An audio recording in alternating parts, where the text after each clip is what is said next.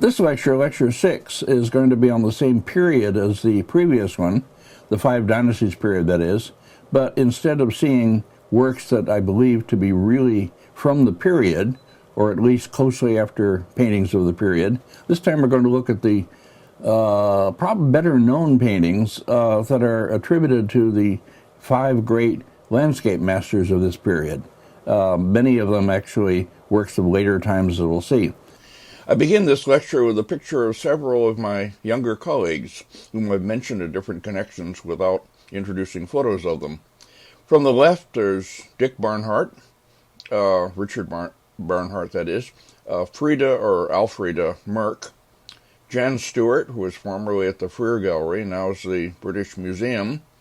The woman next to her I don't recognize, I can't tell you who it is. Richard Vinograd, then. Richard Vinograd, long ago my student, I mean.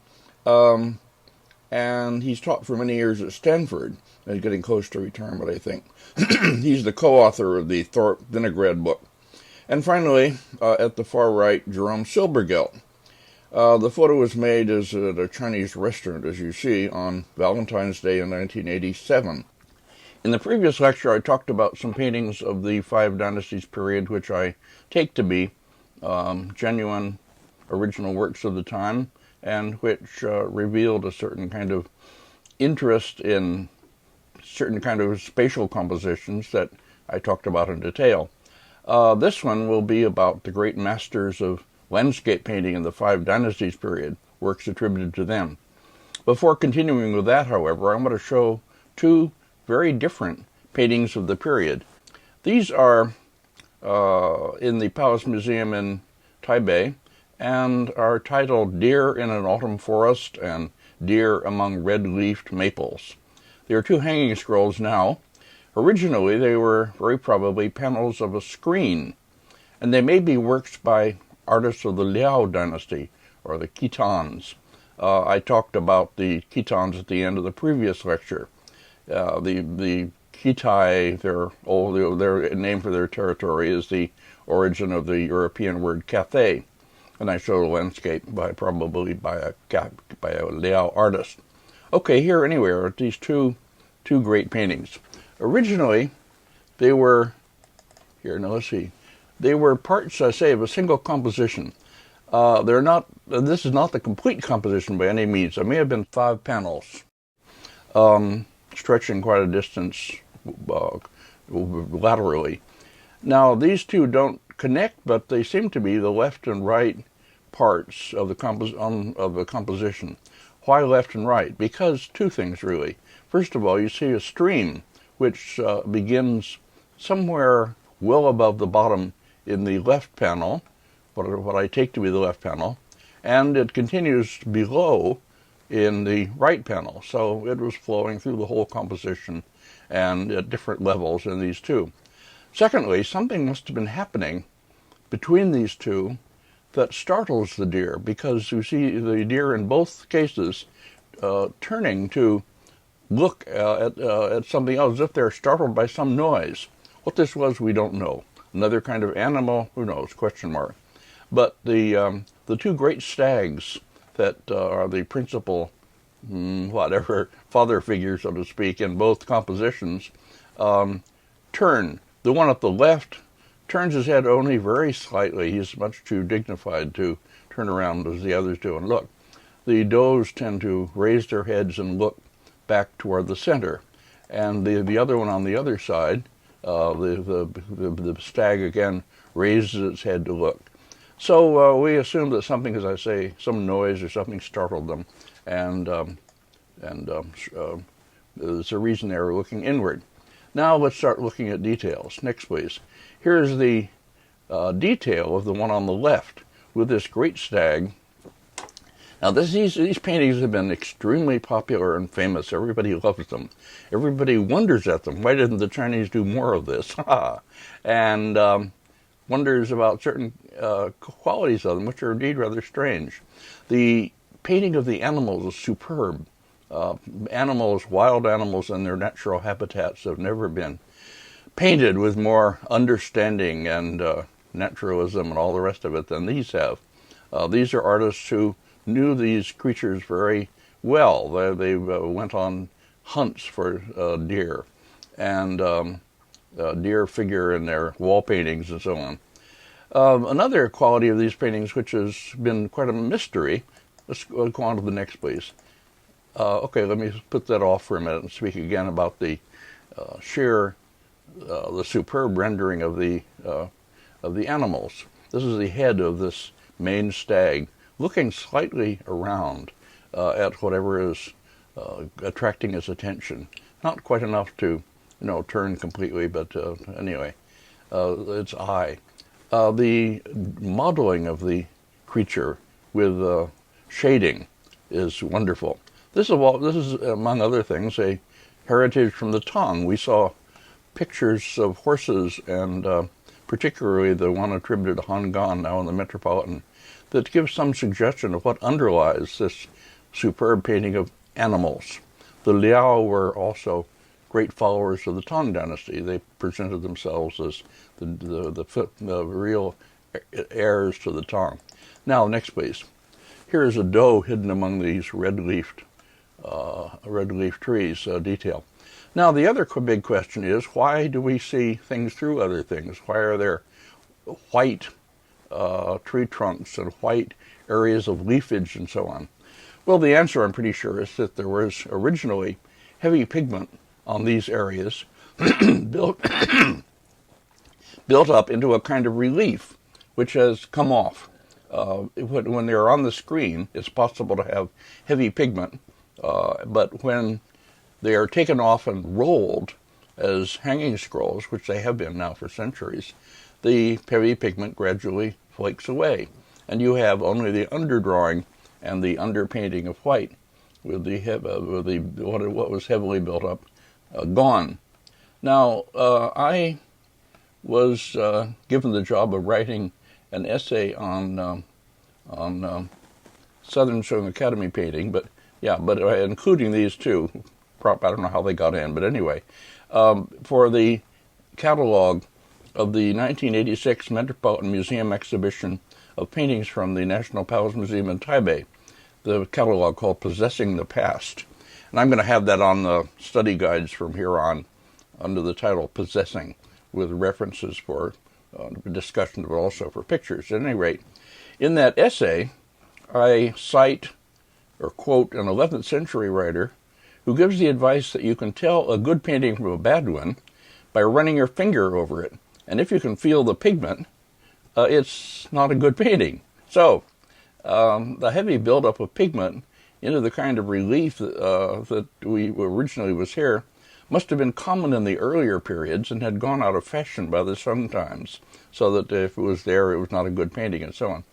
Liao probably were old-fashioned in this and other ways, but also, as I say, it was possible on a screen to build up the pigment, which then comes off when the screen is remounted as a hanging scroll. Hanging scrolls. Okay, here another area, an old dead tree. Another detail: an old dead tree on the left here, only white, but certainly with the bark and pigment built up in heavy pigment originally, and more of the maple leaves or leaves of foliage, and another quite wonderful younger deer. Well, okay, so much for that. These are truly great paintings, and we wish we had more of them, but just these two happen to have survived. It's known that the Liao people, accepted tribute from the Sung, but also sent gifts to the Sung, and they are recorded as having sent a 6-panel screen of this type, representing deer in a forest, to the Sung. This is not necessarily from that screen, but just to show that paintings of this kind were done by them. Okay, now we go on to look at something else.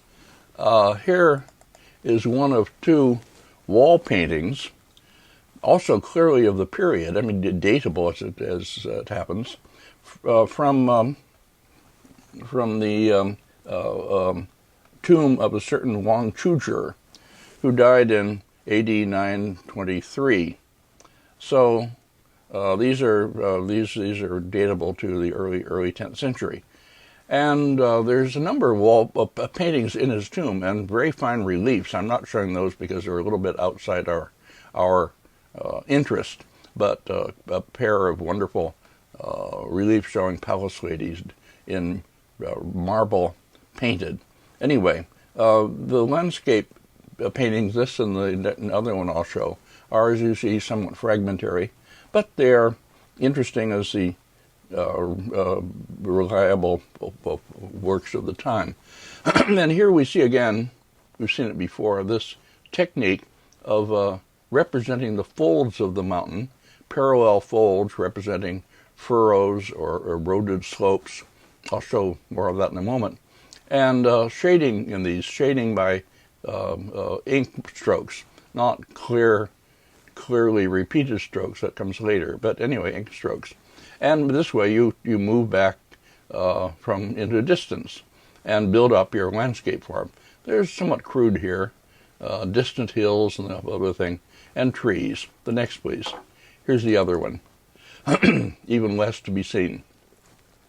And in front of it a table with things laid out on it. This is representing, as in earlier tomb paintings, gifts to the deceased and so on. At any rate, these are, again, materials that we have that are actually from the period, and so they can show that this mode of painting was becoming common at this time. Now, here's a next, please. This is another of those fragments from Central Asia. I've shown others before. Fragment of landscape in this case. Still another from the late Tong or shortly afterwards, showing the same system of shading from fold to fold. Shading is fairly even, not really distinct repeated strokes. It's working toward that, but repeated strokes, what comes to be called tsunfa, texture strokes, belong to a later period. Here it's a matter of outlines and then shading from one to another.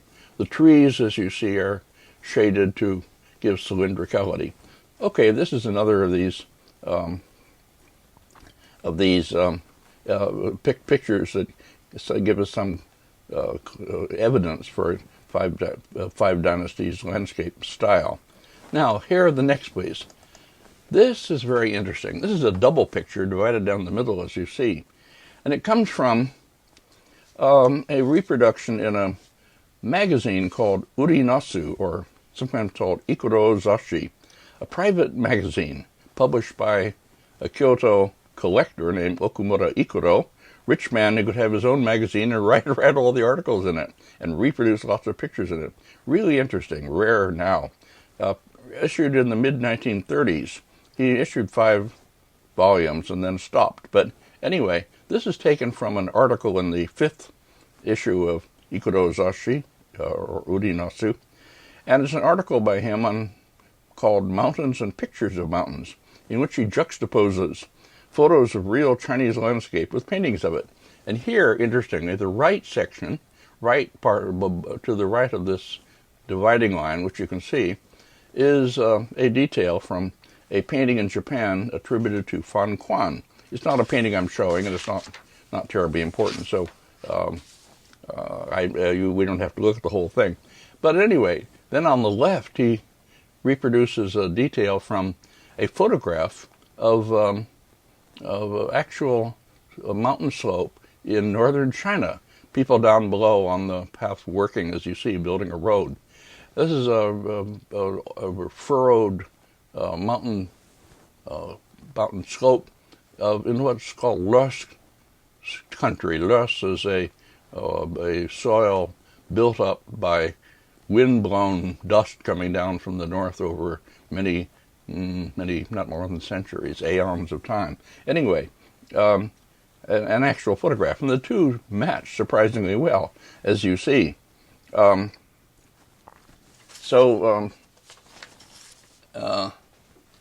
This is very revealing, that is to say, that the artist had a natural basis for this convention. We can see what it's meant to represent. Well, this is something we all do. We all put photographs beside paintings. When we toured China for the first time, we went around making photographs, which we said, oh boy, this will be great to put beside the something painting. It's a good game. It doesn't tell us as much as some people say. I mean, real Dummkopfs, real dum-dums, point to these pictures and say, look, the artists are only painting what's there before their eyes. What's all this stuff about style? They just paint what they see. That's stupid. It doesn't work. And it's only made by outsiders and beginners. Nobody who's seriously involved with Chinese painting could say that. There's a huge difference in the landscape style of different places and times, while the real landscape obviously doesn't change that much. Anyway, it's a simple point to make, but I think it needed making. So just, if you hear that kind of thing, forget it. Okay, now there are two more diversions I'll show before we come to the great masters. That is, paintings that don't quite fit, but I think I'll show and then leave. This one, now on the screen, is titled Fishing in the Clear Stream. It's an anonymous picture, probably based on a 10th century composition. The real age of it is somewhat problematic. But at any rate, it has a lot of what is archaic in it. It's painted in the linear style, such as we've seen before, line and some colors I remember, not heavy color, but at any rate. And trees spotted through the composition and so on. At the same time, it's the kind of composition with a central mass that is developed in the Five Dynasties Northern Sung period. Well, as I say, it's a rather mysterious painting.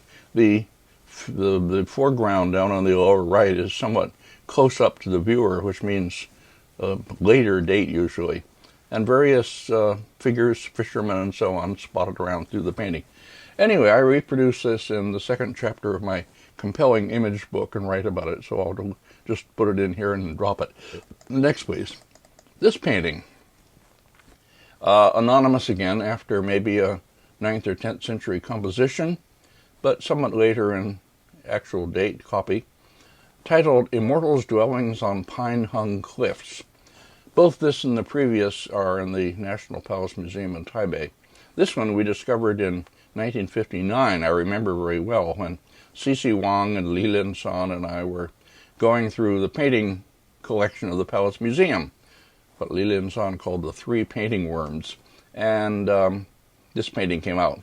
Never published, not seen for the first time, but certainly seen by modern people. I mean, it hadn't been published and hadn't really been noticed. It was simply called Anonymous Sung. Well, it's like, in a simple way, the Zhang Ziqian composition that Tong, actually a Sui dynasty painter, shorthand scroll that we saw, in that it has two sides with a river separating them. One side with a lot of detail and the other further away with less. But here it's in a vertical composition, and the nearer side has much more detail and so on. This kind of river landscape continues to be popular in Chinese landscape. But the foreground here, again, is much too close up for it to be a really early composition. Early Chinese landscape, hanging scroll landscape paintings didn't have this kind of easy entrance. Now let me show some details. The next, maybe beside the original, the upper part of it, it is like the Emperor Minghuang's Journey to Shu, in that the line drawing is in firm, even line, and the clouds are hard-edged, and the buildings are much too large for the size of the whole, and so on. So it has a lot that's archaic in it, along with other things that are up to date. Up on the top you see temples, so it's another painting which you have steps going up, and you move from an area of human occupation up to an area of religious symbols of religion. On the plateau here, you see a viewing platform. That's actually a later feature we'll talk about later. That is something set such a way that you can look out over the landscape, suggesting that people stop and look at and gaze at the scenery instead of simply moving through it. We'll see that for the first time, I think, in a painting by Guan. Okay, now let's go on. Yeah, here's a close-up of the upper part, the bluff, with somewhat geometricized drawing, which is a follow-up from Tong, obviously, but other very naturalistic features in the trees. Next, please. And then down below, here we see people, 3 Gausher or lofty scholars, seated under pine trees, something of a favorite subject in later painting. One of them playing a musical instrument and harmonizing the sound of his chin with the sound of the rushing stream nearby and the wind in the pines. A popular theme, very moving. Okay, and then the servant standing around waiting. Okay, enough for that painting. This is a painting that has much that's old, much that's later in it, and interesting without being really part of the clear developmental story that I'm trying to show. Next. Okay, here we go. Now, here is a painting attributed to Jing Hao, the first of the 5 great masters we're going to talk about. A painting titled Mount Quanglu, and a slide from the original, and another slide made from a photo. I'll keep these on the screen as I talk. Now we come to the 5 famous landscape masters of the 5 Dynasties period.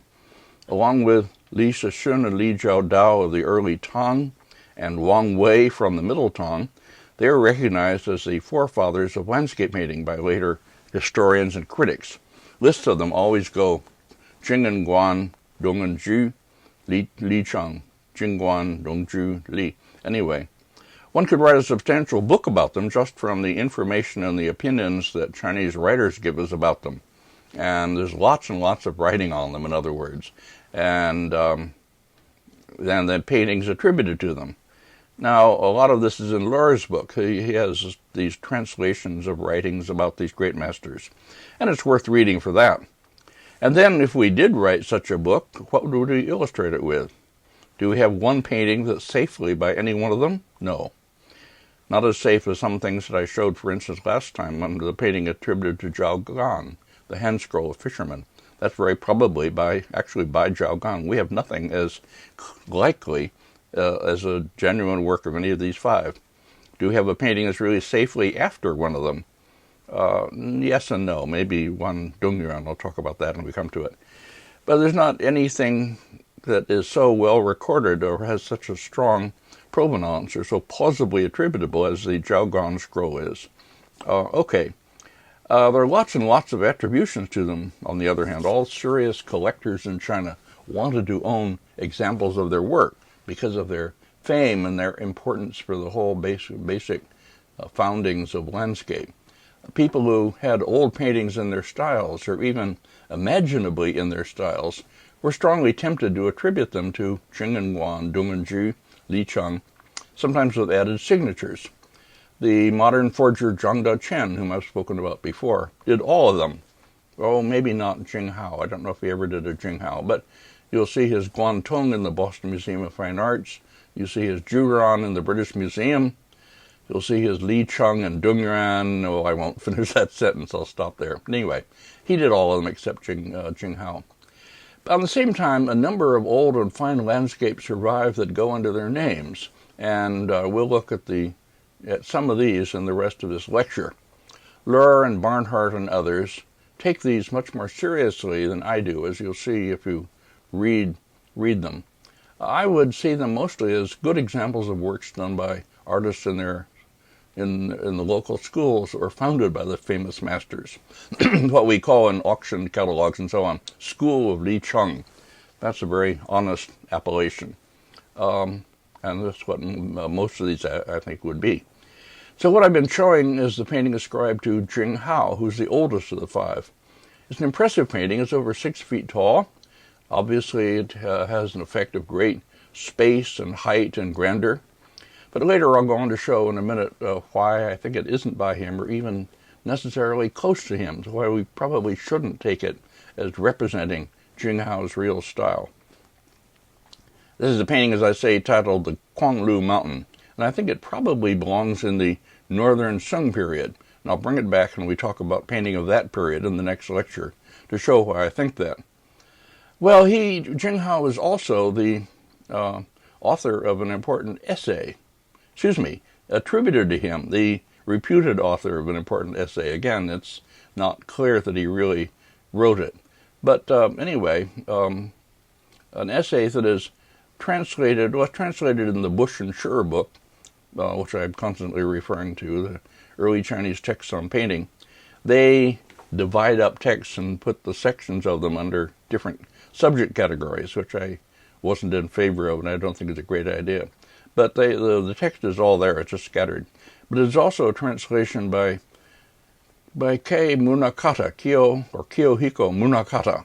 I've talked of him before in connection with his dissertation. He did a very fine translation of this text with notes called Jing Hao's Bifua Ji, a note on the art of the brush, published in 1974. Well, I'll talk about this text, this essay attributed to Jing Hao, while putting on the screen as I talk, to give you something to look at, some images of Huangshan, the great mountain range in Anhui province, photographs I made on one of my trips there. These are to illustrate the kind of scenery that the writer of this essay must have had in mind as he composed it. The narrator in the text is a young student of painting, who meets an old recluse in the mountains. Maybe the recluse is meant for Jing Hao himself. At any rate, the old recluse imparts to him the secrets of painting landscape. The old man affirms the importance of capturing some pictorial truth, some deep understanding of nature, instead of just transcribing appearances. So we have that idea again. It's very common in early Chinese writing about landscape painting. He distinguishes between hua, or outward appearance, and shi, substance. I say again that I'm no good on tones, probably all wrong. But, yeah, and I'm sorry I can't give you the characters either. Anyway, so yeah, put up with that. He gives 4 classes of painting in descending order. Like the traditional ones, a little different. The shun, or divine, the miao, or marvelous, or sublime, the qi, or distinctive, or strange, which corresponds to the ipin I talked about before, the untrammeled, and the qiao, skillful, which is like nung, or capable, qiao, skillful. He introduces terminology and concepts from geomancy, which is the study of the underlying currents of energy in the earth, whatever you want to call them, geomancy, however you want to render it, qi, or spirit, and shi, energy. Geomancy is still very much alive and very much affects how Chinese place their houses and put things in their restaurants and so on. He discusses earlier painters, praising Wang Wei, contrasting him with Li Cixun. Already those two have become the representatives of the forward-looking and the backward-looking, or the repressive versus the progressive tendencies in landscape painting. He praises Wu Daozi for the power of his brush, but he says he lacks ink. That is, his use of ink wasn't adequate. And another painter named Shang Drong he praises for ink, but says he doesn't have bone in his brush, doesn't have enough firmness in his brushwork. He eulogizes old pine trees, somewhat anthropomorphizing the pine tree, as making it into a human creature. He lists the 6 essentials of painting, which are like Shehe's 6 laws, but directed at the creation of a painting rather than as criticism. The 6 essentials, as he has them, are qi, or spirit, yun, or resonance. He says hidden things take shape. The painting is not vulgar. These are, of course, the same as Shehe's first law, qi yun. Then si, thought. He says select and depict the most essential points. And Jing, scene, scenery, seasonal aspects. These are specific to landscape, underlying meaning versus overt visual content. C.C. Wang always used the term Jing pejoratively as what you shouldn't look at in painting. You should pay attention to the brushwork instead. It's not the scenery. Jing Hao's 6 essentials end with B, brushwork, free and flexible, flying and moving, he says, and mo, ink, shallow and deep, its colors natural. These pertain, of course, to the execution of the creation of the painting. Well, overall, these point to where landscape is going at this time, and it's important to recognize that. That's why the essay is important, whether it's by Jing Hao or not. That is to say, the artist aims at the reduction of visual variety towards some great unification that will somehow reflect the unity and order of the universe, as was coming to be understood in Neo-Confucian philosophy. In style, this meant the reduction or elimination of color, a move into ink monochrome. In brushwork, it meant creating a system of brushstrokes that produces an orderly system of forms, organized into a composition that reflects the artist's comprehension of an orderly natural world. It meant the creation of great systems of texturing earth and rock surfaces, brushwork systems for rendering forms such as trees and rocks and mountain peaks, in ways that would unify the picture into a coherent vision of nature. Well, we see that in this picture. I mean, it's good to have this on the screen as I talk, because this is an example of what they're aiming at. It's not the greatest example, but it's a good one, especially seen in the whole here. A way of organizing the picture into a coherent vision of nature, of the physical world. The fundamental problem facing the landscape was the translation or the transmutation of the observed scenery of nature into systems of brushwork and forms that embody or express an understanding of natural phenomena. Nature is presented not as a collection of individual forms, but as organic structure. What we'll see in this and the following lecture, then, will reveal how the great landscapists of China's greatest period of landscape painting carried out this grand project, creating what we call monumental landscape, in paintings that can be taken, if we want, as pictorial expressions of Neo-Confucian thought. I don't want to overstress that. Philosophy doesn't create painting style any more than history does, or any other outside factor does. Artists create styles. But Neo-Confucianism, I believe, is the worldview that underlies this great collective project. And that's what is going to occupy us now for some time. That's the real central matter of this series of lectures. So that's the reason I'm giving it quite a bit of time and going on talking. Okay, now back to looking at the paintings. This, as I say, is a painting, is the Mount Quanglu. Now let's look at the details, and I'll show you why I don't think it's the real thing. Now here we get up close. Here's a much blown up detail of the middle left, that is, where the bridge and houses are to be seen, up in the middle left. Well, you see the trees, they're not like what Jing advises, powerful natural paintings of trees. They're rather crotchety and repeated and not really top class at all, not great art.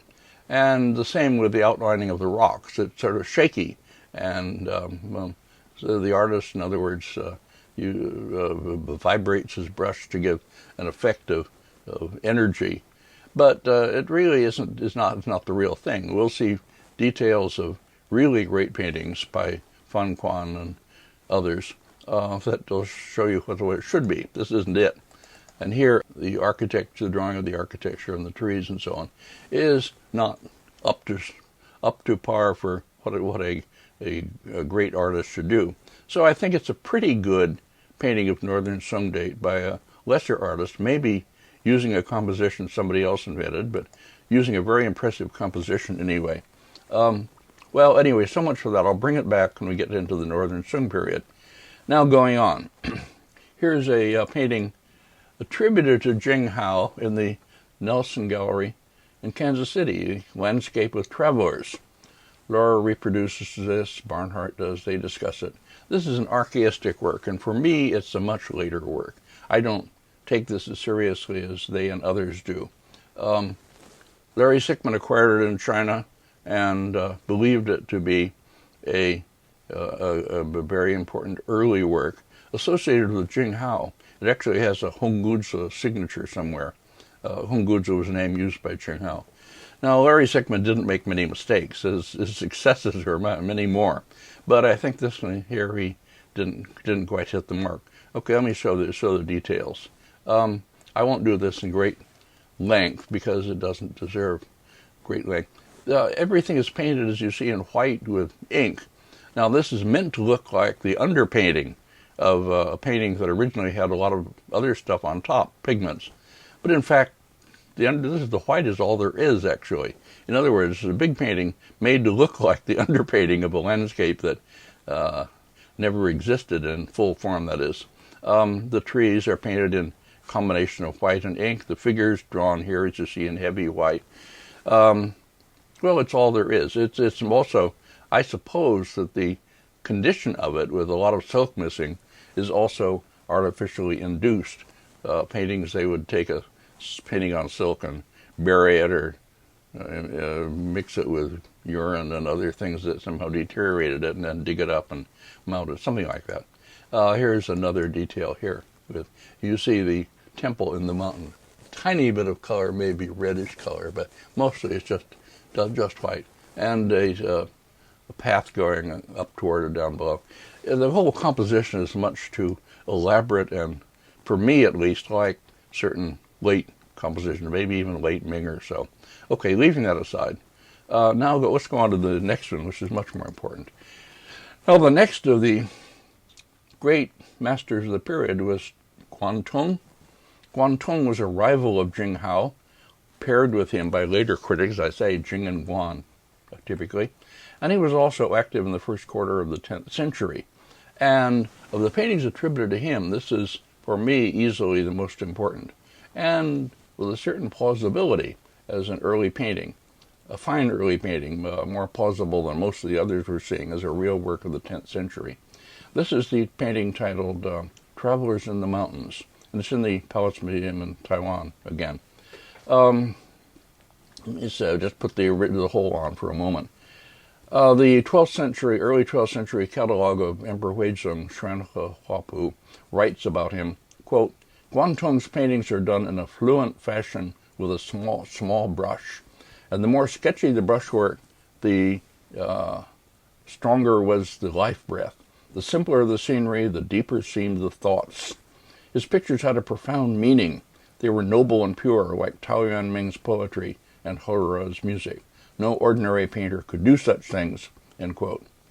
Laura writes of him that he is said to have begun by imitating Jing Hao, but he later turned to older masters for inspiration. In later years, he arrived at a free, unlabored, sketchy style of great expressiveness, end quote. That, again, is a kind of typical account of an artist's career. He begins by imitating some master of his time, then he maybe goes back to the old masters, then sometimes it's said that he began looking at the landscape instead of other paintings, and finally he reaches his individual style and transcends them all. Anyway, okay, now we'll look at details of this. This is the first painting that shows a certain pattern that we'll find to be common, almost always there in monumental landscapes of the 5 dynasties and Sung, or northern Sung. And it divides the painting by layers as you move into it and upward into basically 3 parts. The first part is just everyday life scenes, and you see ordinary people in them. Then, moving upward, you come to a passage with Buddhist temples, typically, or Buddhist or Taoist temples, whatever they are, temple roofs. And then up above that, just pure nature, pure mountain, peak. Okay, that's what you have here, in what may be a very early form. Now let's see. Here's the first detail. The trees, the bare trees here, are done, for me, in a way very different from those in the so-called Cheng Hao painting. These are not simple repetition, although they're very alike, because they play a very small part in the composition.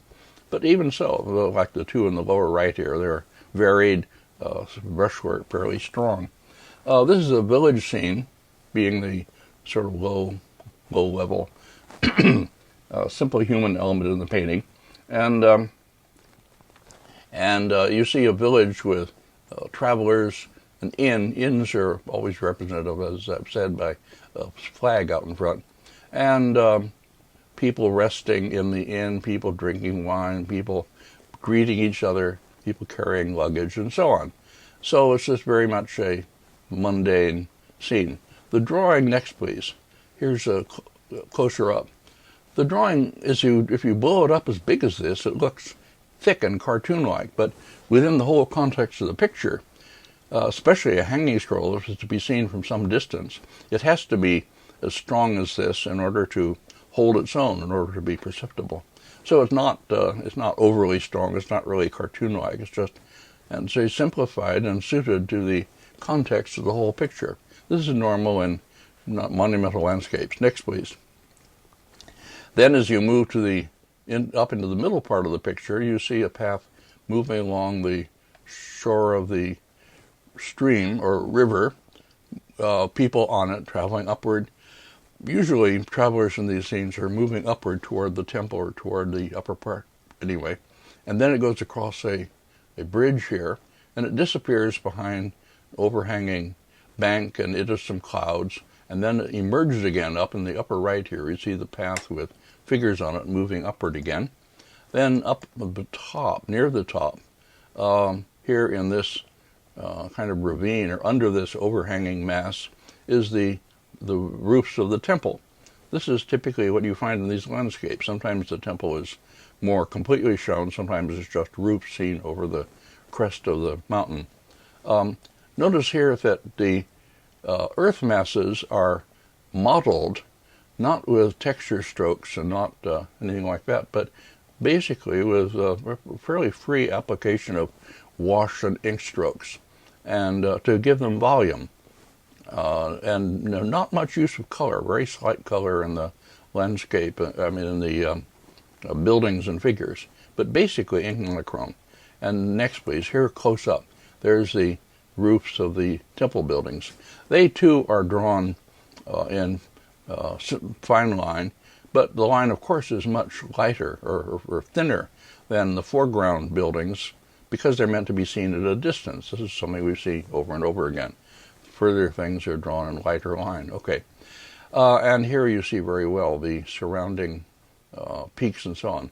The outlines are continuous, not always continuous, but they tend to be, and fluctuating a bit in thickness, but basically, anyway, they're drawn in a very natural way, no simple thing. And here the great bulging top. I should point out before we go on that the patches of fog, or the mists, in this painting are limited in area, serving to set off trees as silhouettes in a few places. In later landscapes, as we'll see, mists are typically used more extensively, especially to hide the bases of the main peaks, to increase their sense of towering height, as though they are rising out of the mist. This more limited use of mists here is another early feature of this picture, strengthening the likelihood that it's really a pre-Song and maybe Guan Tong work. This is, as I say, this is sort of on the way toward the way of representing forms that uses texture strokes and so on. It could be transitional. Generally, as I say, this is plausible as a pre-Song painting. Now let's go on to the next one. That's an important painting, I think. This one, also in the Palace Museum in Taipei. This seems to me, this is the one titled Autumn Mountains at Dusk, National Palace Museum, Taipei. This is, for me, more a 11th century painting, maybe Northern Song by style. Part of a series, maybe a screen. In a previous lecture, a big painting of a palace with a view of the interior rooms in the upper part, we saw landscape paintings mounted in the wall, ink on silk, and in series, in rows of them. And that gives you some idea of how these paintings were actually mounted originally. So much of what we have from early landscape painting consists of pictures like this one that appear to be parts or panels of what was a larger composition. This is also incomplete in subject matter. You don't see an easy entrance at the bottom. You don't see figures making their way up and so on. Well, all right. I think it's probably a panel from a very fine 11th century time of Guaxi, maybe, this great ovoid mass behind the trees in the foreground. Looks very much like Guaxi. Anyway, a fine painting of that time as preserved, only part of a bigger composition. Next, please. Here are just a minute, the detail. Just a second. Here we go. Yeah. Well, if you get in close, you can see, again, as in the previous painting, a few indications of human presence or human passage through the painting, or human, not quite habitation, anyway. A little bit of color, blue mountains in the distance, bit of color on the bridge and so on. But basically, ink monochrome. And, well, I won't talk about the texture stroke and such, because I think, as I say, it's not a painting of the period, really. And then next, please. And then here, And the upper right part, the path continues, barely seen at the bottom, continuing, going through the fog, like in the gouache painting we'll see. And then way up at the top, just over the ridge at the right here, you see the peaks of the roofs of what presumably is a temple again. Very obscure in this case. Okay, a fine painting, but not so early. Worth mentioning here, before we go on, is an old, dark, mysterious painting attributed to Guan Tong that was in the Agata collection in Osaka, one of the paintings brought to Japan for sale in the early 20th century. The title and the painter's name, along with the date corresponding to 1111 AD, is written in the hand of a prince of that time, obviously written in later, that is. Seen in the original, it turns out to be pieced together rather awkwardly from parts of an old painting by some gouache follower, maybe Yuan Dynasty in date. From the detail, you see it's really pretty good, but not that early. It was a famous work for a long time, but when it came up for auction a few years ago, it didn't really bring a very high price, much disappointing the owner. Okay, now we come to the third of the great masters, and this is Yuan. Yuan, let's put this 2 slides probably up to make up the whole painting. One of the, perhaps the most important of the paintings attributed to him. Yuan, active under the southern Tong, remember the dynasty in the south that was, of which the last emperor was Li Hou-ju. Anyway, Yuan died in 962. That is the very beginning of the northern Sung. He was a great and mysterious master. He held an official post, that is, he was the assistant director of the imperial parks in the southern state of the Nantong, and he's credited with, among other things, establishing a whole school of landscape painting that was regional, the Jiangnan school of landscape, Jiangnan being the Yangtze Delta region. So we have a whole regional school. This is not entirely new, but it tends to be new. And in this period, we have what seems to be the beginnings of clearly regional schools of landscape. Okay, this is the landscape of the Shaoxiang region. Shaoxiang, there are 2 rivers anyway in below the Yangtze. We'll come to the Shaoxiang later, but it's a kind of a region famous for lovely misty landscape and famous in poetry and so on. It's a shorthand scroll in the Palace Museum in Beijing. Another picture like the Guhongzheng Han Shizai's Night Banquet was owned by Zhang Daoqian and owned by him outside China, so people had a chance to buy it and missed it. And it went back to China, bought by the Chinese, and is now in the Palace Museum in Beijing.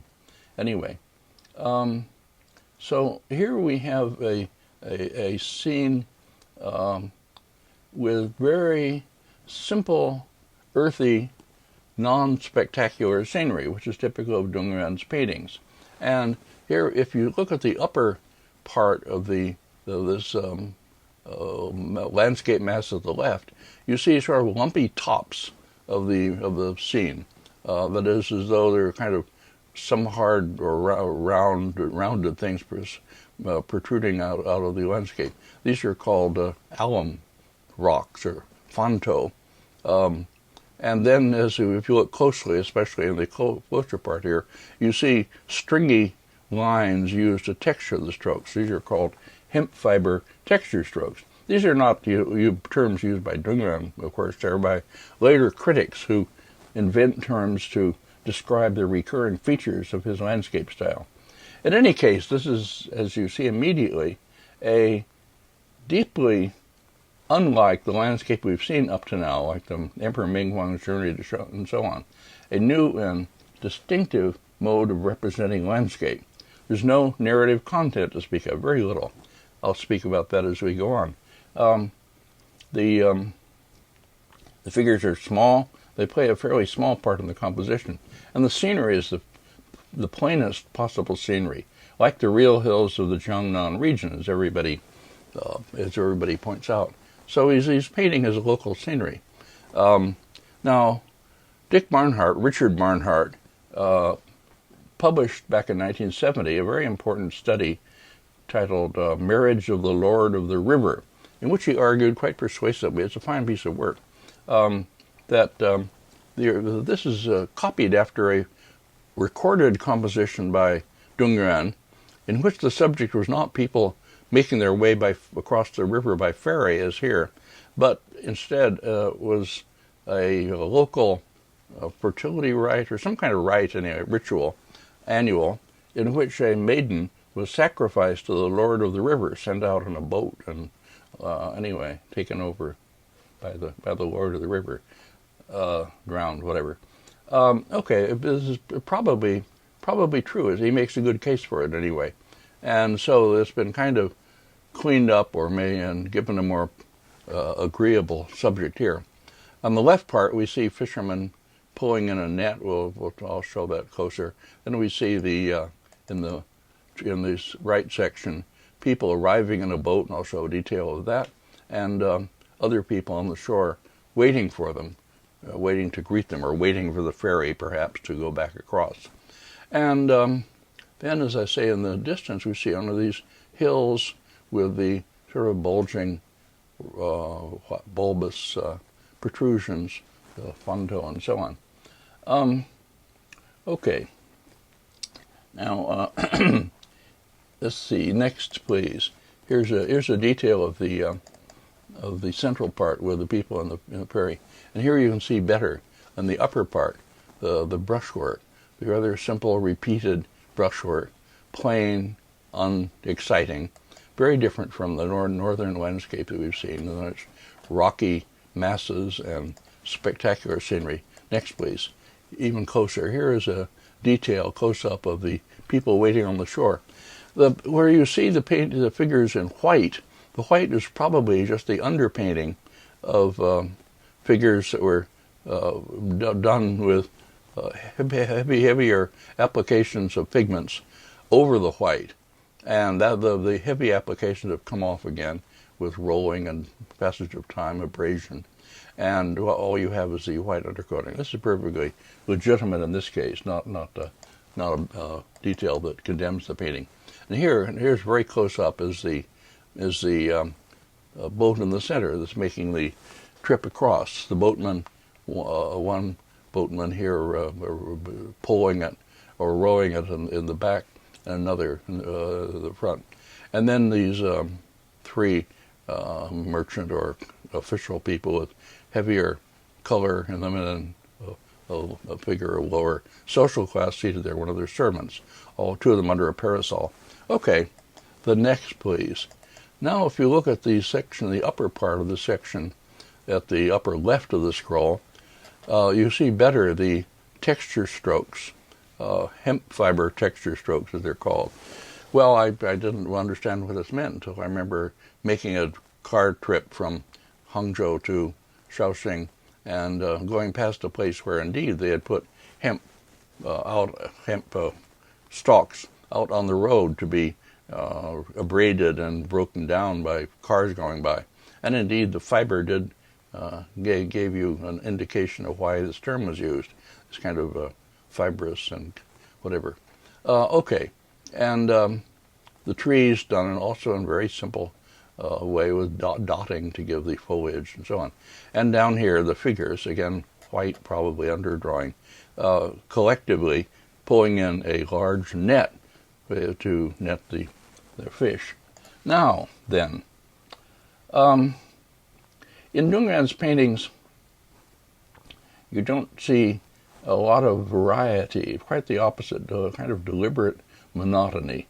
One doesn't enjoy the details so much as, although there's some details in them, as much as in other kinds of painting where there's a lot of detail scattered through the painting, and you make your way through it enjoying the details. Not so in Yuan. Well, this is a hanging scroll, and it's a winter landscape, and it's in the Kurokawa collection in Ashiya in Japan, in the 3000 book and lore and so on. The inscription written across the top is by Dongxi Chang, the great late Ming critic, painter, theorist, whatever he was. And he says, this is Well, there are two ways of reading it, strangely. This is the number one. This is the best Dungyuan painting under heaven, which is in the Weifu collection. Weifu was somebody's honorary name or official name, or else you can read it. This is the best Dungyuan in the Weifu collection. In other words, Dungyuan may be hedging his bets a little bit, whatever. At any rate, it's a tribute of a kind that Dongxi Chang, who was shown the painting by the collector and maybe asked to inscribe it, wrote this, and then his inscription was mounted up above the painting. Still there in the Kodokawa collection. Well, as you see, this is a composition of the type called pingyuan, or flat distance. Flat distance because the landscape stretches flat from where you're standing away from you into the distance.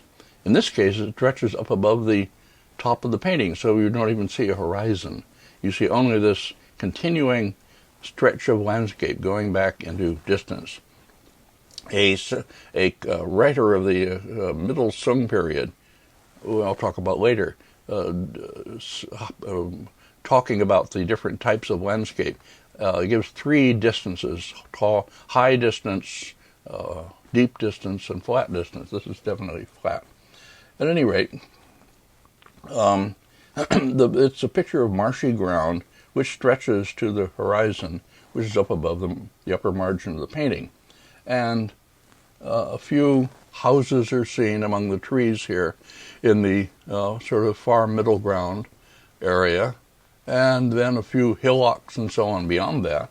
And that's about all you get, not much of interesting scenery. Here, next please. Here's the whole in a softer image and a detail of it. Here, yes, these two, softer image and detail. Okay.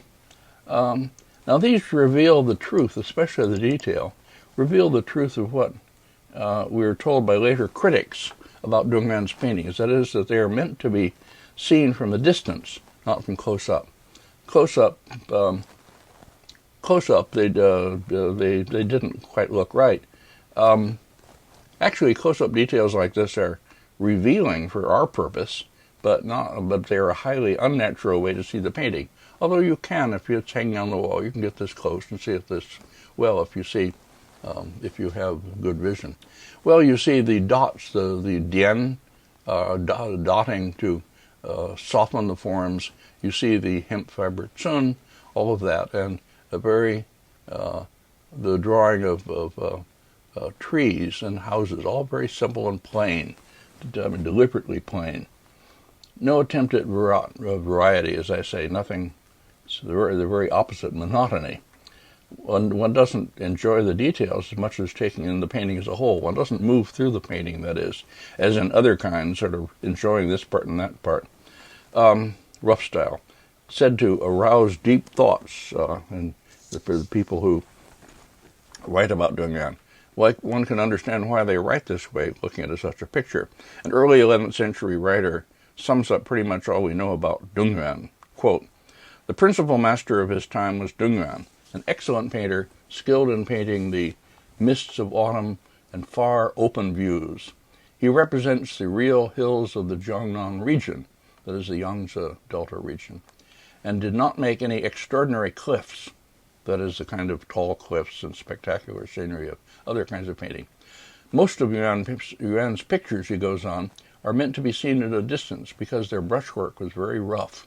Seen in a close view, the objects in his pictures do not seem right, but when one looks at them from a distance, the scenery and all the objects stand out clearly and beautifully, arousing deep feelings and carrying the thoughts far away."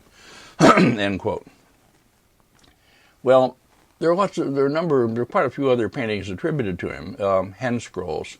Dick Barnhart discusses them very well in the Marriage of the Lord of the River book, one in the Shanghai Museum, Summer Mountains, another in the Liaoning Museum, and so on, and their relation to the Beijing painting. So I'm not doing all that. They're not very exciting and of somewhat, questionable age and so on. Anyway, we're not doing it. Here instead, I show one leaf. This is the next slide. This is one leaf in an album of reduced-size copies of old paintings, so-called Xiaozhong Xianda album, the great revealed in the small. These were made for the artist collector Wang Shimin in the mid-17th century, and they're all with facing inscriptions copied from the originals of by Dongji Chang. So this one is supposed to be, according to Dongji Chang's inscription, this one is supposed to be after a genuine work by Dong Yuan. I reproduced this, by the way, in my compelling image book, in case you want to see it. Well, it preserves the composition, at least, of a painting that was considered at that time to be a genuine work of Dong Yuan. And here you see very well the alum rock, the top, the lumpy tops in the mountain. You see a very distinctive shape of the mountains. You see the texture strokes defining the slopes of the mountains and so on. And the trees getting smaller. How much of this belongs to the 10th century it's hard to say. But again, here is a composition of the kind that was attributed to Dong Yuan, and the kind of you may well have painted. Here, next please. I shouldn't leave Dong Yuan without mentioning that there are a number of forgeries of his work, and also of Dong Yuan's pupil Juran, whom we'll consider next, by the great modern forger Zhang Daqian. This is a forged photo of Zhang Daqian in his late age doing a famous, huge painting that he did in his last year and pretty much finished him, I'm afraid. And with him you see his daughter Cheng, who was my student, as I said in an earlier lecture. Zhang Daqian understood this great demand by collectors in Japan and abroad, but also in China, for works by these two, Yuan and Juran, and he helped to supply the demand and make his money for himself by forging their works with great skill. I knew Zhang from the time I was a Fulbright student in Japan in 1954, as I think I've said, and I became aware of his forgeries of earlier paintings later in that year. Several of them were owned by a Hong Kong collector named J.D. Chen Rundao. I visited him, saw his paintings on my way back from Japan. These are said to be now owned by a Tokyo dealer. At any rate, Chen Rundao, J.D. Chen, owned paintings attributed to Dong Yuan Juran, some by Zhang Daqian, some just old copies, imitations, and published a book on them called what were they? Anyway, about three famous artists, the third being a certain Liu Daoshi, but anyway, leaving that aside. Three Patriarchs, it was called. Well, you can find out about these on my website, jamescahill.info. I have a lecture there, CLP 16, a lecture on Zhang Daqian's forgeries, and I have a long list with notes of paintings that I take to be forgeries by him, under Zhang Daqian's forgeries, under my written writings of JC. So read and look there. I won't repeat all that here or show the paintings. I simply bring it to your attention. Now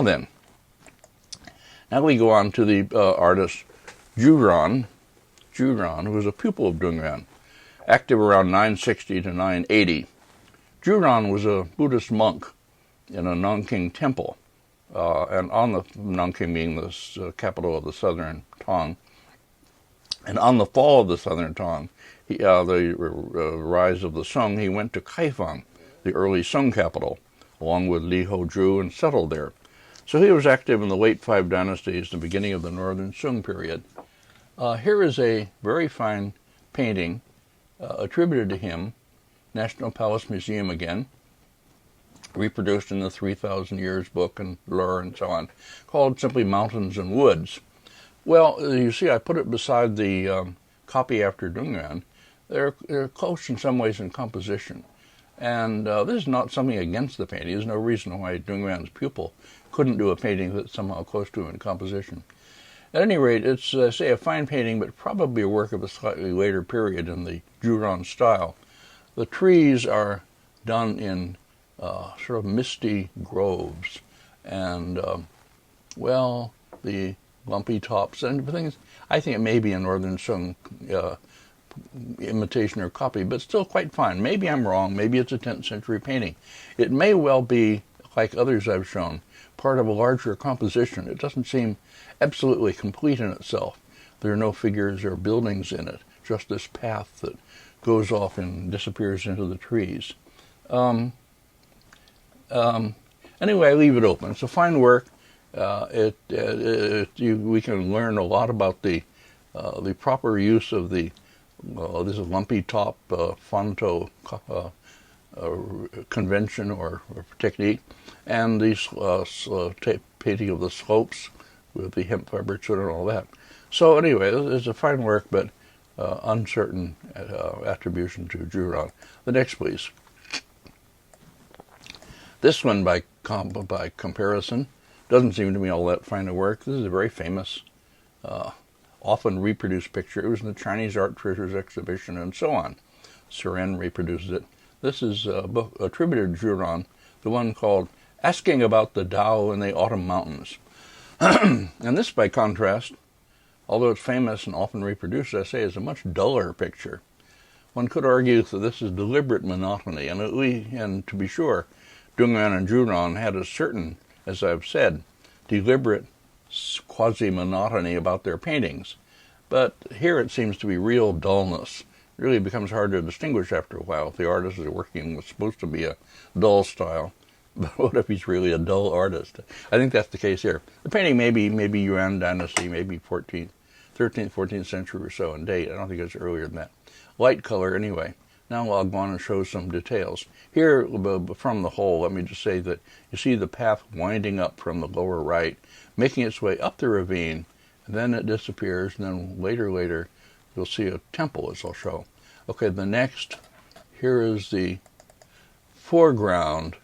Well, you see the dien, the dots are not, they sort of hover, vibrate apart from the forms, as if they're added on later. That's, I think, a later feature.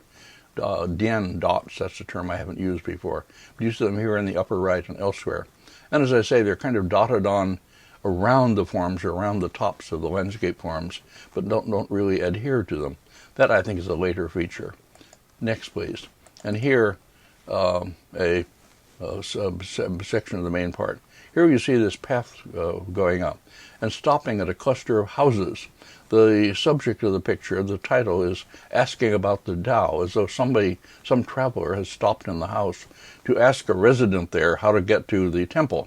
And the resident says, keep on the path and you'll get there. So anyway, then you see the path continuing upward and upward and upward, and you climb the path with him. But here again you see the real sort of dullness or repetitiousness of the mountain slopes and the trees and all the rest of it. Here it is up close. And here you see these figures, the traveler and the occupant of the house, the local person, seated. Trees are nicely done, but it's in a later style. The shading or the variety of ink tone in the trees belongs to a later period. And here you see the hemp fiber chun on the slope at right, done in its dullest, most repetitious way. And again, the dien sort of hovering around the form. The next, please. Way up at the top, over the edge of the mountain, we see dimly the temple, the roofs of temple, Taoist or Buddhist temples, through the trees. This is, I say, sort of a standard compositional type in which you ascend spiritually upward to reach this temple. This being, as I say, maybe a 14th century copy anyway. We didn't even find these until the painting came to this country it was in the Freer Gallery before the exhibition at the National Gallery across the mall. And looking at it, we saw this temple anyway, or actually making slides.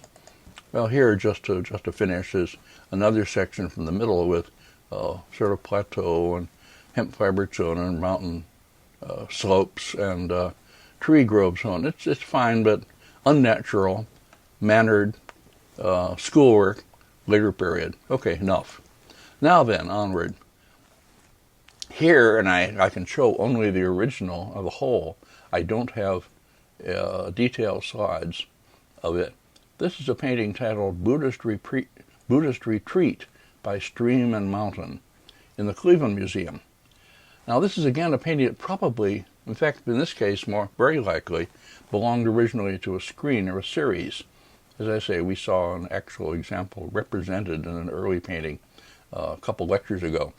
Written at the right of this are two characters that read Ju 5, meaning the fifth in a Juran series or screen. And 6-panel compositions by him are recorded in the Shuanhe Huapu, this early 12th century catalog. So we know that he did pictures, and other artists did.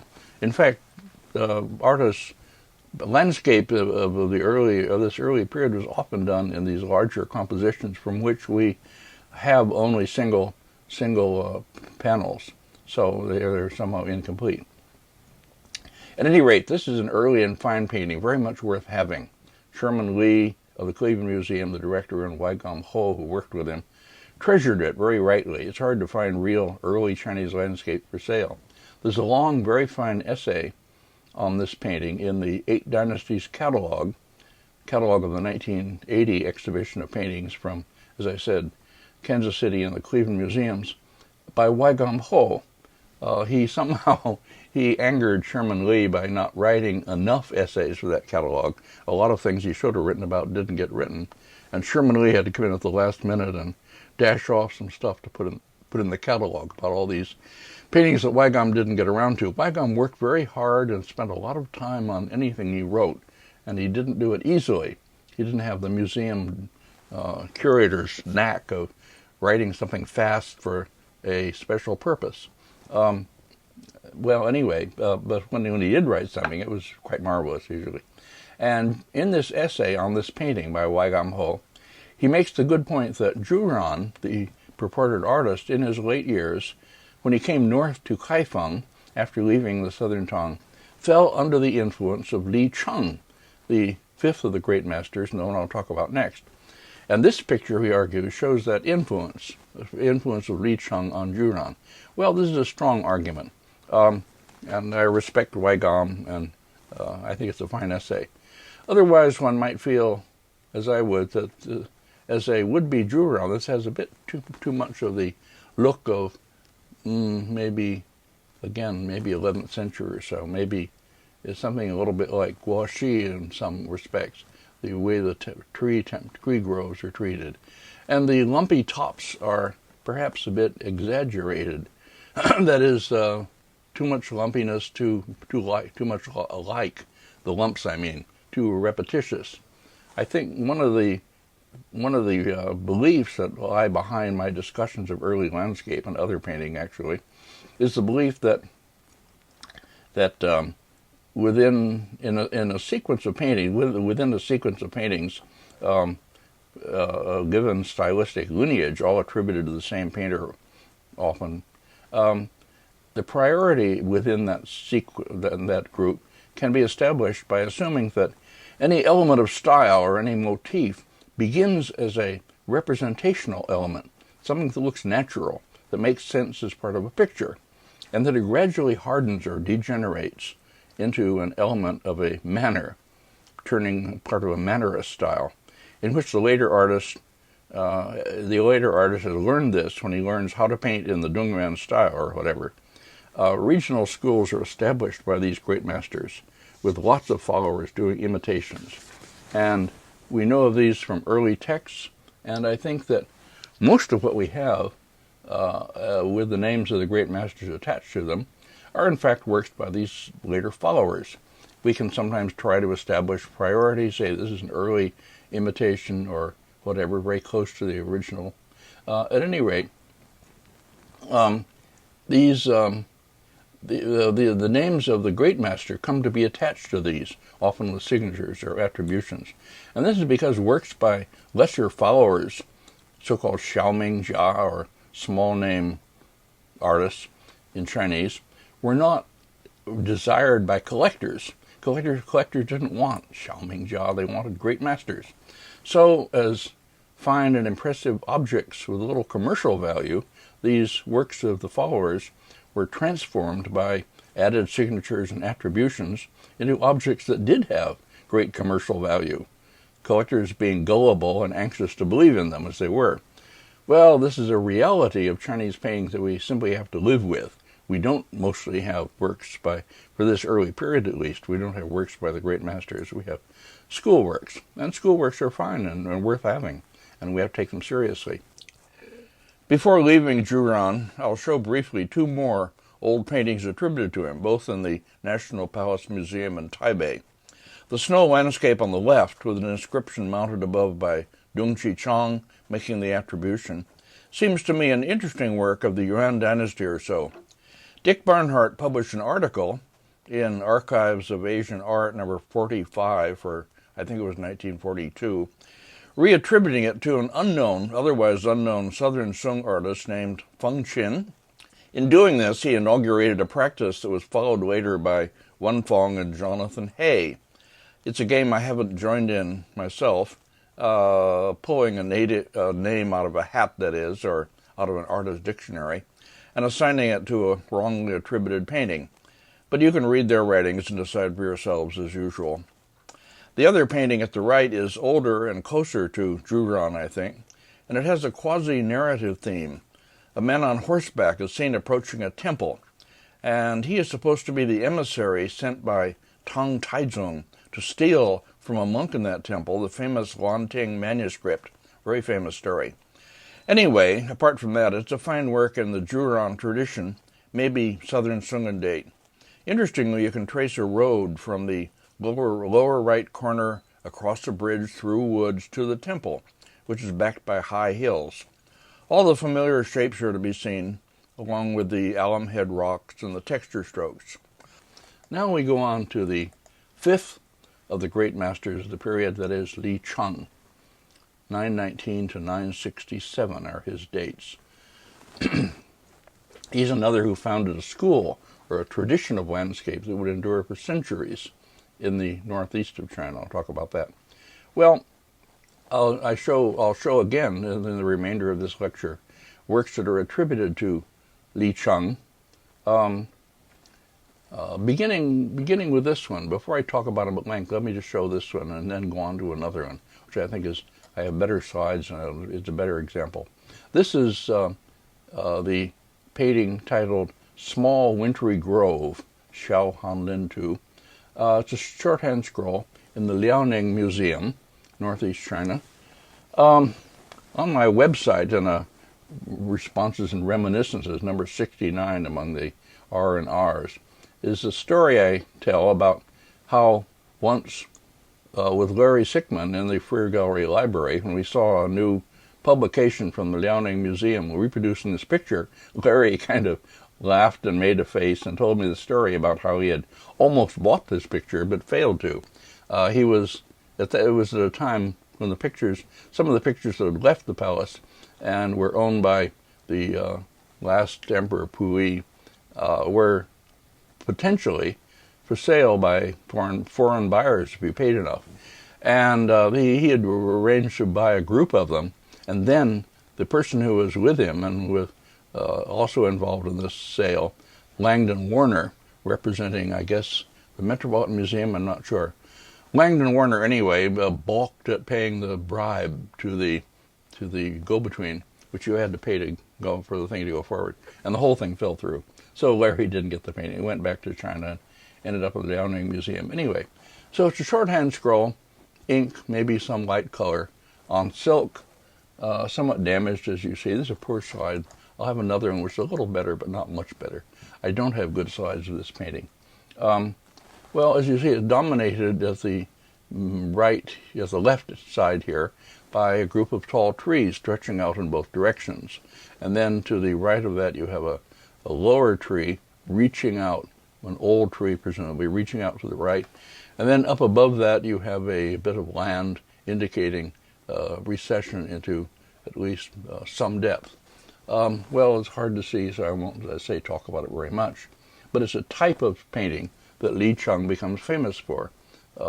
Old trees, bare landscape, and so on. Now let's go on. Another painting of the same title, now on the screen, Xiao Han Lin Tu.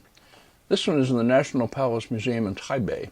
It is not actually properly attributed to Li Cheng. It's simply called Anonymous Sung. But it belongs, I believe, among the important early paintings that represent the Li Cheng style. It's another bare landscape with trees, and here down at the lower left you can see two men and their servants sort of hurrying through the landscape. It's not a congenial landscape by any means. You don't look around and enjoy yourself. It's something, indeed, you hurry through. And then stretching beyond, at the right here, a very simple indication of continuation into depth. But basically, it's a picture, again, of old trees on a somewhat eroded plain, or a landscape without much vegetation. Okay. Now here, let's see. In the next, let's leave that on then for a bit if I talk about Li Cheng, or maybe both of them while I talk about Li Cheng.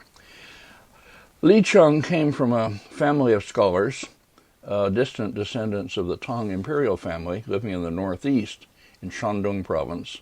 Wai Gongpo was doing research on him throughout his life, on Li Cheng. He published a paper in the 1970 Taipei Symposium. It was quite important, and other papers. Li Cheng, anyway, was precocious, passed the exams for official position fairly early in his life, and was active for a time in the capital, Kaifeng, around the age of 40, the early Sung capital. He spent several years there, but he did not continue in his official career. He was too fond of drinking. He was contemptuous of officialdom. He was he didn't fit. And he ended up living away from the cities, making his living as a painter, doing landscapes. But he was a proud, independent man. There was still some conflict at this time between his status as a scholar and his occupation as a painter. That is, the painter's occupation was associated with the artisan class.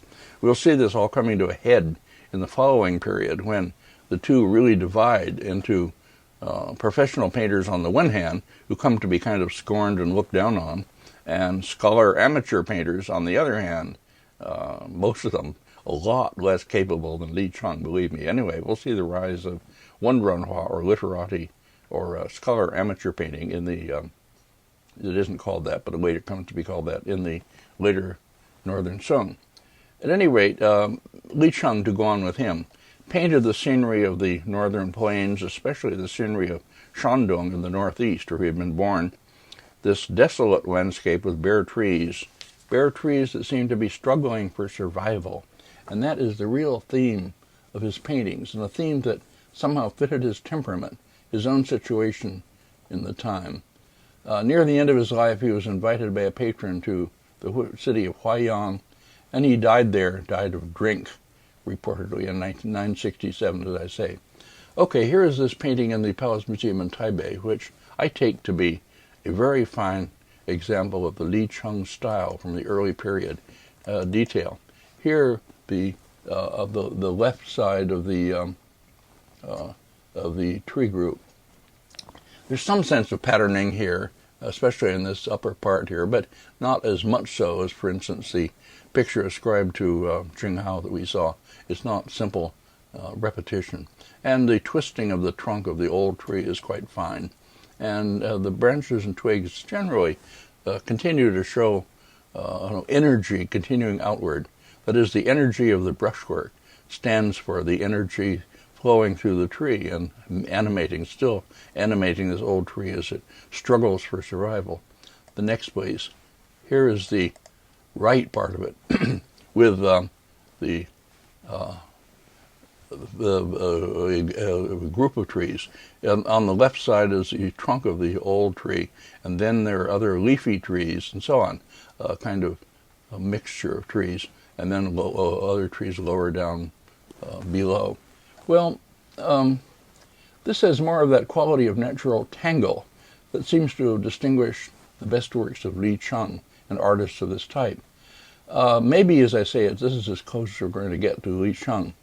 An 11th century writer, Guan by name, writes of him, quote, his atmosphere is mournful and thin, his misty forests are pure and desolate, his brush point is as fine as a needle, his ink infinitely slight or subtle, end quote.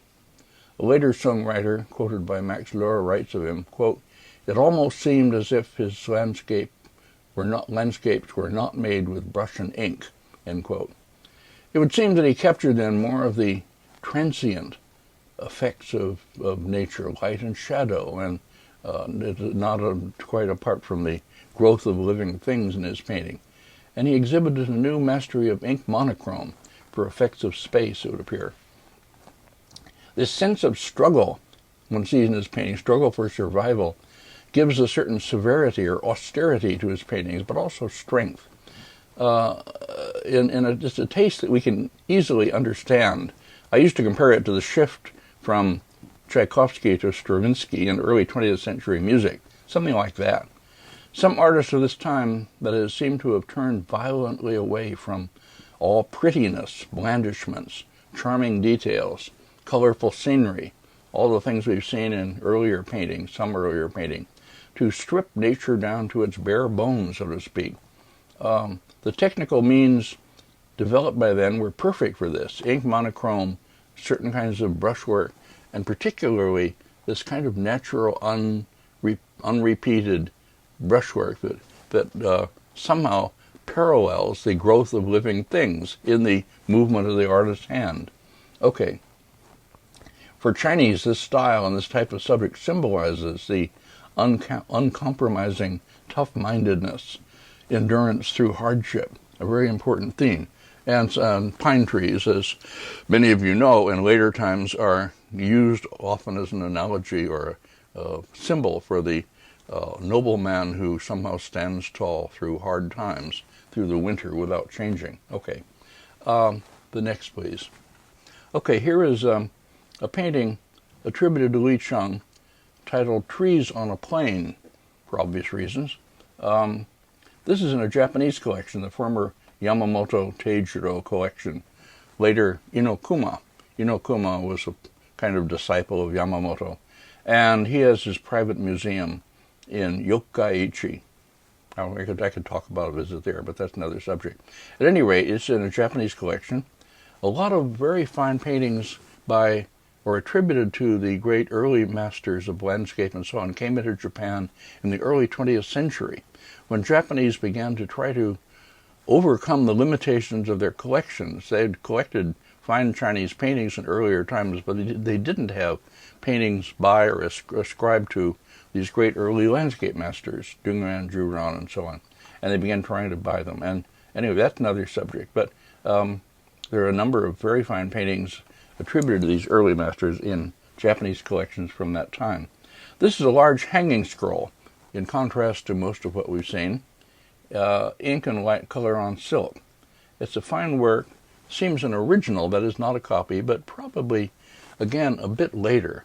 The painting of the earth masses in the foreground particularly remind us rather of Guan, whom we'll see, the Li Cheng pupil, active later in the 11th century.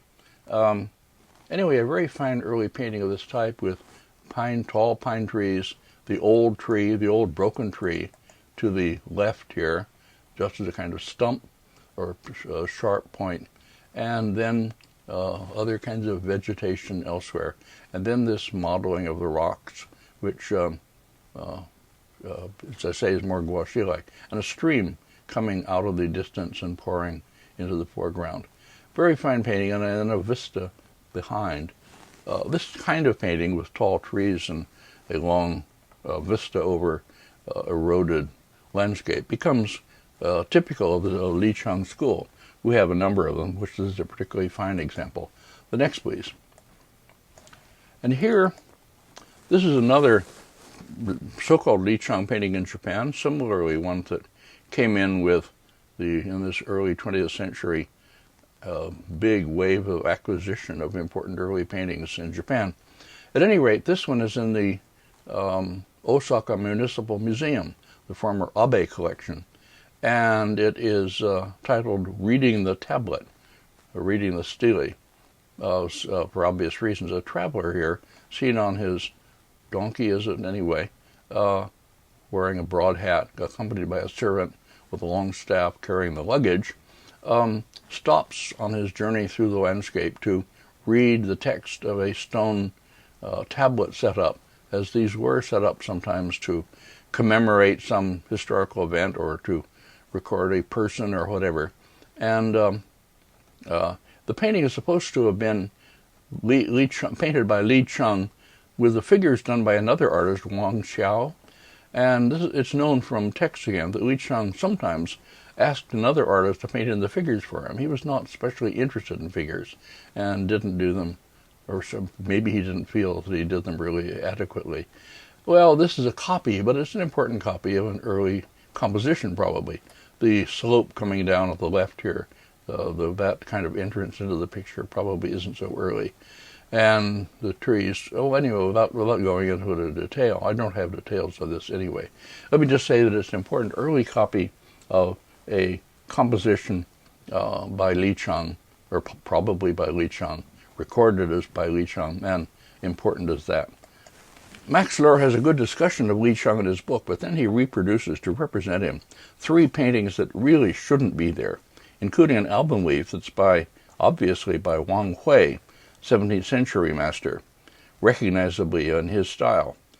Ming Qing painting was not sufficiently studied in the West in Lohr's time, and he didn't have that visual familiarity with Ming Qing paintings that we now have.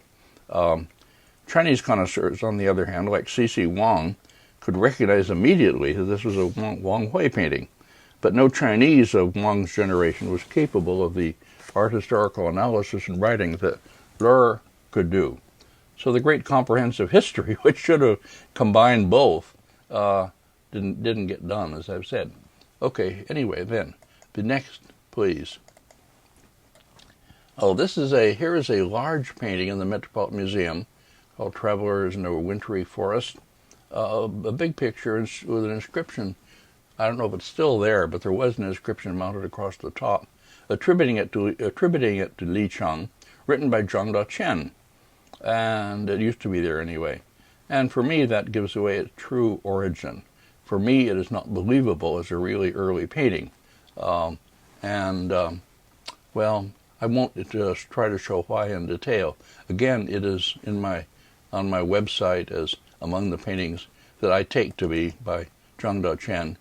Here is the figure, which somehow isn't right for an early figure. The trees are sort of mixed up. You can't tell what part of the branches and twigs belong to which tree, and so on. And here, the earth masses. The earth masses here are don't have any brushwork at all. They're spongy. Ink sort of put on in a rough way without any brushstrokes. The same kind of drawing that Zhang used in another work, purportedly by an early master, which is in the same museum. I'll say that and then leave it with enough said. The next, please. This is a painting in the Palace Museum in Taipei of the type that comes to be associated with Li Cheng. I don't think it's attributed to him, but I put it on just an example of this kind of schoolwork that comes from Li Cheng. This may be actually late Song or something like that, Yuan Dynasty maybe. Bare trees, a tangle of bare trees in the foreground, a house down below at the left, as you'll see in the detail in a minute, and then the landscape stretching back to hills. There are quite a number of fine paintings of this type. It becomes a popular type for obvious reasons, and is done by all kinds of artists. Here's the detail. And you see the houses and so on under the trees.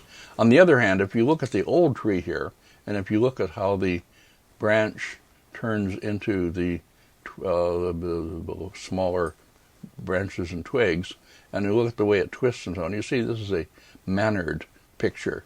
It's not somebody who really even tries to understand the growth of living things or to create that effect of naturalness that the really good early paintings have. Okay, enough of that. I will only mention here and bring back in the next lecture, when I think it belongs, a very fine painting in the Nelson Gallery in Kansas City, one of Sickmann's major acquisitions. It has an attribution to Li Cheng, which in my opinion doesn't mean much. Paintings with bare trees were often attributed loosely to Li Cheng. The painting belongs by style in the 11th century, the Northern Song, and I'll introduce it there and talk about it then. Here's a hand scroll that's in the Liaoning Museum. Very dark. I have only slides made from reproductions, and they show much more than you would if you were able to see the original, because as I say, it's very dark and hard to see. This is attributed to Li Cheng, old attribution, former Manchu imperial household collection, inscription by the Qianlong emperor in the upper right here, his seals, etc. So it's one of those paintings that were taken by the last emperor and his brother away from the palace and taken up to the northeast, up to Manchuria and so on. Well, it's an old and fine painting. Yang Run Kai, who was the leading art historian and the former director of the Liaoning Museum, discovered this and has written about it and takes it very seriously as a real Li Cheng.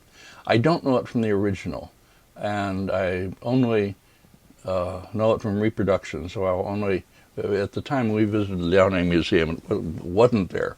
We were not shown this picture. So I'll offer only a very tentative opinion. It's impressive as a picture, as you can see. I mean, it's obviously impressive, and it's old and it's fine.